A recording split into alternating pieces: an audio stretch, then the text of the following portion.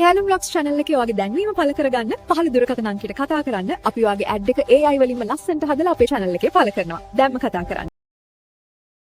අයිබෝන් සිළුම දාට සුබ දවසක්. අයිබෝන් මචං. අයිබෝන් කලු.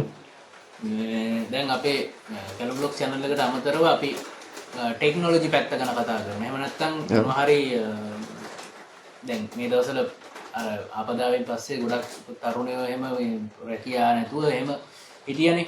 ඉතින් අපි ලොකු දෙයක් කරන්න උත්සාහ කරනවා. මේ ටෙක් විත් කැලම් කියලා channel එකක් තියෙනවා. මගේ කැලම් බ්ලොග් channel එකේ තියෙනවා පල්ලෙහා ඒ channel එක. ඉතින් ඒක subscribe කරන්න කියලා අපි ඉස්සරහට පොඩි පාඩම් මාලාවක් වගේ දෙන්න උත්සාහ කරනවා. මේ තාක්ෂණය සම්බන්ධව තාක්ෂණ සම්බන්ධව ඔන්ලයින් පොඩි මැච් එකක් ගහගන්නේ කොහොමද කියලා.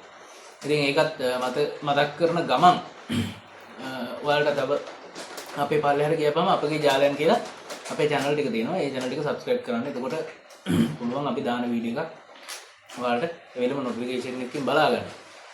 මේ ඉතින් මේ ටිකේ නඩු ටික කට්ටියක ඇදමින් තියෙනවා. දැන් අතුරු අනම්මන ඉවර වෙලා දැන් එයාලා හිතුවේ ඒ කාලේ ඒ විදිහටම තියේ කියලා අමතක වෙලා කියලා හිතලා ඉන්න ඇති.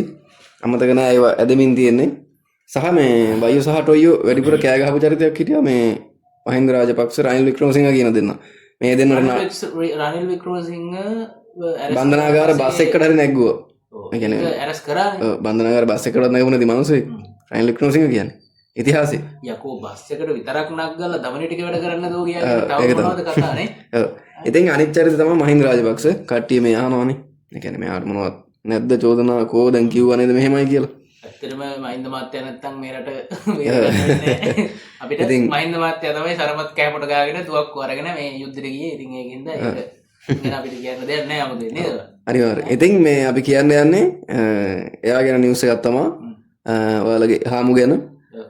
පදවි ප්‍රාප්තිය වලට මිලියන 700ක් වියදම් කළයි මහින්දට එරෙහිව අල්ලස් කොමිසමට පැමිණිල්ලක්. ඒකනේ මං කිව්වේ අර යුද්ධෙට යනකොට එහෙම සාටකේ ගහ කෙල්ලලා රොට ආසර් වගේ යන්නේ මචං ටීවරක් අතර.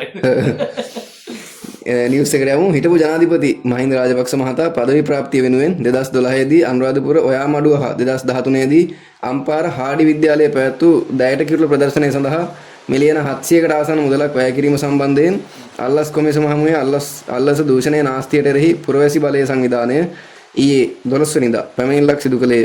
එම මුදල වංචා කර දූෂණය කිරීම පිළිබඳ විධිමත් පරීක්ෂණයක් කර රටට හෙළි කරන ලෙස එම සංවිධානය අල්ලස් කොමිසමට පැමිණිල්ල ඉදිරිපත් කරමින් ඉල්ලා තිබේ. ඊයේ පෙරවරුවේ අල්ලස් කොමිසම වෙත ගිය එම සංවිධානයේ සමාජිකයින් විසින් මෙම පැමිණිල්ල බාර දෙනු ලැබීය. මොනවා කරලා දන්නේ මිලියන 700ක් වියදම් කරලා තියෙනවා මේ පදවි ප්‍රාප්තිය සහ ඒ සම්බන්ධ උත්සවයට. පදවි ප්‍රාප්තියට ඒ කියන්නේ රජයේ මුදල් වියදම් කරලා. ඔව්. මාරයිනේ. දැන් ඔකට මේ ඒ කියන්නේ මෙහෙමනේ දැන් මේකනේ පින්වත් ගොටු දෙනතාවනි. දැන් මේක ගියේ අයකෝ මා යුද්ධ කරපු මිනිස්සයා රටේ ජනාධිපතිතුමා මෙහෙමයි කියලා. දැන් තින්න ජනාධිපති කෙනෙක් තමයි. එයාගේ පදවි ප්‍රාප්තිය මතකද? ජනාධිපති වෙද්දි.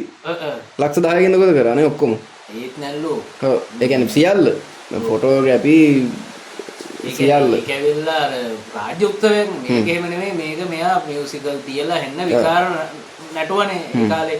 මියුසික් මිනිස්සු සේර මෙතෙන්ට ගෙන්නගෙන ඒ වගේ කරානේ. ඒකට ඒ කරපුවාගේ ප්‍රතිඵල තමයි ඇත්තටම මේ අදටත් උපදින්න ඉන්න කල්ලෙත් ණය කියලා කියන්නේ. අවසානට රටම බංකොලොත් උනේ ඒ ඔක්කොගෙම එකතු වෙලා එකට වැදුනේ එන ගහනවා වගේ බංකොලොත් මොනේ. මේ මිනිස්සුත් මොකද කරේ? අම්මට සිරි දැයට දිරලා ගිහලා නටලා බීලා අර තියෙන අතේ සතේ ඔක්කොම නැති වෙන්න ගහලා කුණු වෙලා ගෙදර එනවා.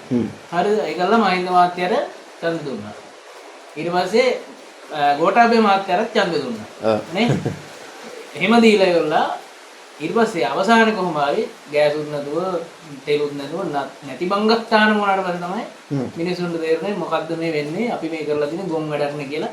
ඉතින් ඒවා හැමදාම අපි හැමදාම ඔක මතක් කරගන්නවා. තාමත් 110ක් විතර ඉන්නවා. කිසිම වෙලාවක අමතක කරන්න එපා සහෝදරවරු.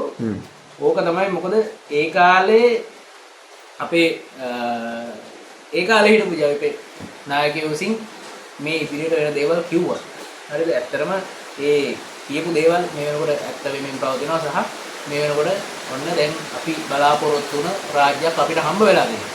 ඉතින් මේක තමයි මම කියන්නේ හැම වෙලාවකම මේකයි යන මේ තියෙන රජයට පවතින රජයට සහයෝගය දෙන්න තු එහෙම මේ කකුලෙන් අදින එවුන් ටික ඒ කරන්නේ එවුන්ගේ හොරකම් නඩු අනම්මනම් ওই ටික ගැලවෙයි කියලා. හැබැයි එහෙම වෙන්නේ නැහැ. අනිවාර්යයෙන්. හද වෙනවා මිසක් ලිහිල් වෙන්න නම් නැහැ කියලා තමයි අපිට කියන්න තියෙන්නේ. ජය වේවා.